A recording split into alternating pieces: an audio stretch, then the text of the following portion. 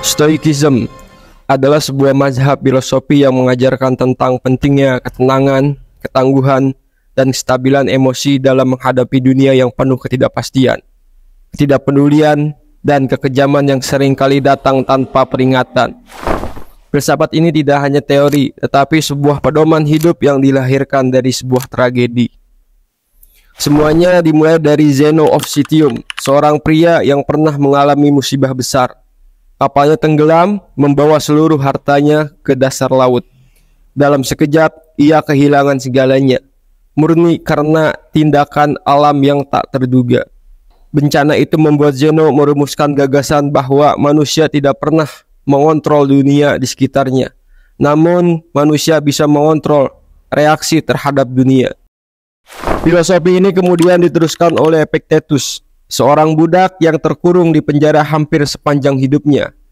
Dan meskipun dia berada di balik jeruji, pikirannya tetap bebas.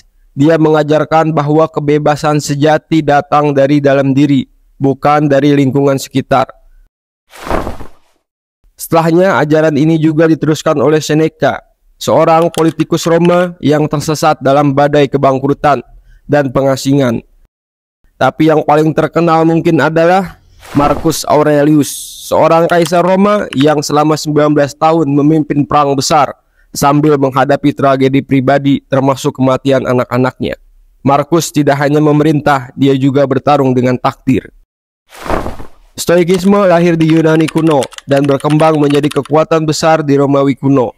Para pengikutnya tidak hanya dari kalangan budak, tapi juga para kaisar, menandakan bahwa filosofi ini melampaui batas status. Hingga hari ini, Stoikisme tetap hidup karena mengajarkan bagaimana menghadapi perasaan-perasaan negatif yang muncul dari kejadian-kejadian yang sulit dihindari. Orang-orang yang mengikuti filosofi ini dikenal sebagai Stoik. Mereka adalah orang-orang yang tetap tenang saat dunia di sekitar mereka runtuh. Mereka bisa menerima ketidakadilan, bertahan menghadapi tekanan hidup, dan tetap melangkah maju.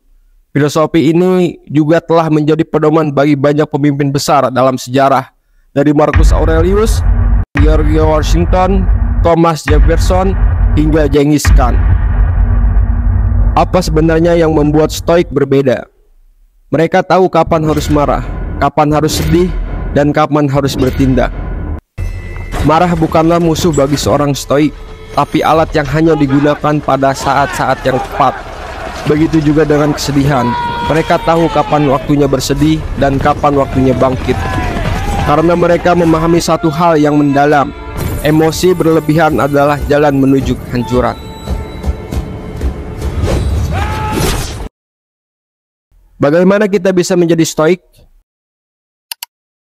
Latihan utama dalam Stoikisme adalah membedakan apa yang bisa kita kontrol dan apa yang tidak bisa kita kontrol.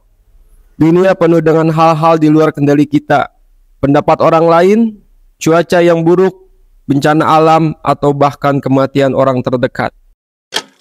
Namun kita masih bisa mengontrol satu hal, bagaimana kita bereaksi terhadap semua itu. Seperti yang pernah dikatakan oleh Marcus Aurelius, itu tidak menyakitiku, kecuali jika aku memilih untuk merasakan sakit. Jadi mengapa harus sedih dengan hal-hal yang berada di luar kendali kita? Fokuslah pada apa yang bisa kita kendalikan.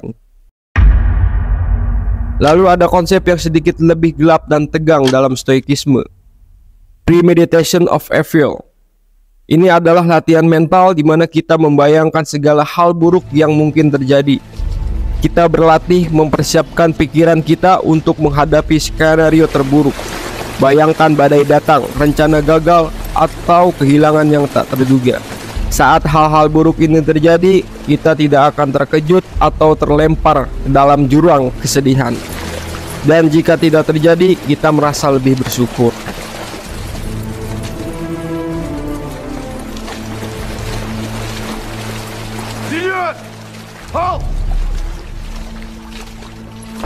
Friedrich Nietzsche, seorang filsuf Jerman, berbicara tentang konsep amor fati, cinta akan takdir. Orang-orang bijak tidak hanya menerima apa yang terjadi, tetapi mereka menyukainya. Stoik mengajarkan kita untuk menerima setiap momen, Tidak peduli seberapa sulitnya, sebagai sesuatu yang harus dihadapi dengan kepala tegak. Tidak ada ruang untuk melarikan diri atau menghindari takdir. Ada satu pengingat yang sangat menggelitik dalam stoikisme, yaitu memento mori. Ingatlah bahwa kamu akan mati. Ini bukan peringatan yang menakut-nakuti, tetapi dorongan untuk menjalani hidup sepenuhnya. Bayangkan jika kamu tidak akan bangun esok hari, apa yang akan kamu lakukan sekarang? Apakah kamu akan terus menunda impian dan keinginanmu, atau akan bertindak sekarang sebelum semuanya terlambat? Marcus.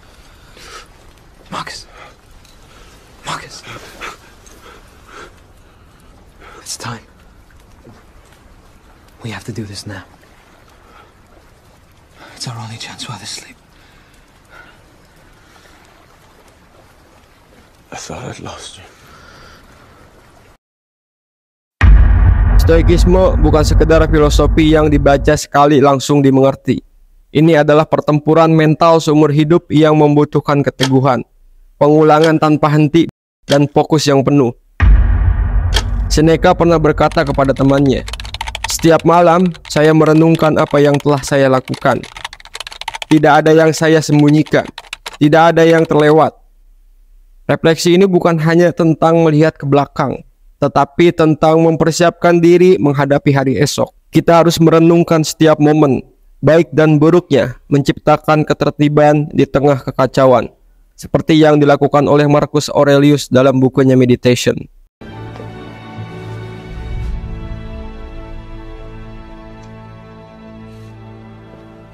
For my father. Tapi jangan salah, filsafat ini juga mengajarkan kita untuk menghadapi mimpi buruk kita. Seneca, seorang filsuf yang kaya raya karena menjadi penasihat Nero di kerajaan, menyarankan kita untuk berlatih menderita. Setiap bulan luangkan waktu untuk hidup dalam kekurangan. Makan sesedikit mungkin, kenakan pakaian terburuk yang kamu punya, dan tidur di lantai yang dingin. Tanyakan pada dirimu, apakah ini yang akan aku takutkan? Rasa nyaman adalah penjara yang paling halus, membuatmu takut kehilangannya setiap saat. Tapi jika kamu telah merasakan derita itu lebih dulu, saat hal terburuk benar-benar menghantammu, kamu akan berdiri tegak dan tidak tergoyahkan. Dalam stoikisme, tidak ada yang benar-benar baik atau buruk, kecuali apa yang kamu biarkan dalam pikiranmu. Kamu yang memegang kendali penuh. Kamu yang memilih apakah sesuatu kejadian akan menghancurkanmu atau justru menguatkanmu. Mundur sejenak, lihat kehidupan dari sudut pandang yang lebih besar. Bayangkan miliaran orang di dunia ini dengan kehidupan mereka yang selalu dihantui dengan perang, cinta, kematian, dan kelahiran. Maka tiba-tiba masalah yang kamu pikir besar itu terlihat sepele. Jika kamu bisa melihat dirimu dari sudut pandang yang lebih luas, kamu akan sadar kamu hanyalah bagian kecil dari cerita besar ini. Dan jika kamu zoom out lebih besar lagi, planet ini hanyalah sebutir debu di lautan semesta yang tak terbatas.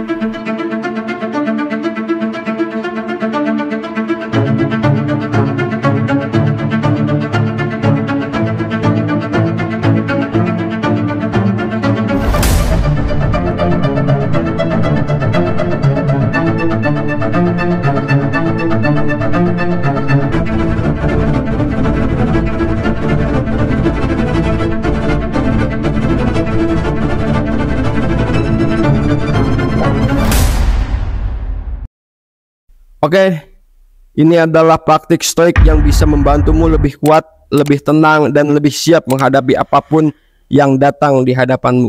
Itu saja video dari gue dan mudah-mudahan ada manfaatnya.